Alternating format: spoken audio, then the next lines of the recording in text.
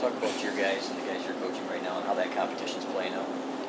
Well, it's a good spring in that there is a lot of competition, and we've got a lot of young guys that were redshirted a year ago that were heavily recruited, and we've got some veterans that are improving. So we've got a very good mixture, and all of them together are working to become as good as they can be, which we always try to do here. But the attitude, and I've been very happy with it so far, because they come out every day and they want to try to get better. And we've got a long way to go. There's no question about it. But that's why you have spring practice. Can you talk about how much losing Jake has changed the look of the linebacking core? Well, that's the nature of football. Everybody knows how much we love Jake. But you have to be ready for that in every position. You just can't. You can't go through a season, without.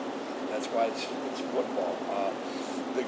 The good news is Cam Gordon has been right there with Jake all the way through, getting all the reps, improving, and in fact, not because of what happened to Jake, but as we watched the cut-ups of last year, I made the comment to a number of coaches is that maybe I got him out too fast sometimes, because as you watch the film when you're sitting in your chair, you say he played pretty good on that play. He did a good job on that play, and he just continually gets better. Cam's a guy that you guys know better than I do, but I think he was a wide receiver, free safety, and all of a sudden he's playing Sam linebacker, and I think right now for the first time, and it was starting to happen last year, he's really getting confidence, and he can kind of look in the mirror now and say, I am a outside linebacker. It's not whether I wonder if I can do this. He knows he can do it. Now he's just got to get better and better at it. We moved Brendan Byer back from the rush, which he had played Sam linebacker, and he's done some very good things for only being moved back a couple of days. So, we'll always find a way to make sure we have guys where we have to have them. Your other linebackers is Morgan now back inside. Yeah, and somebody mentioned that. He said, well, you've changed Morgan. I don't ever look at it as being a change. I mean, inside linebackers are inside linebackers.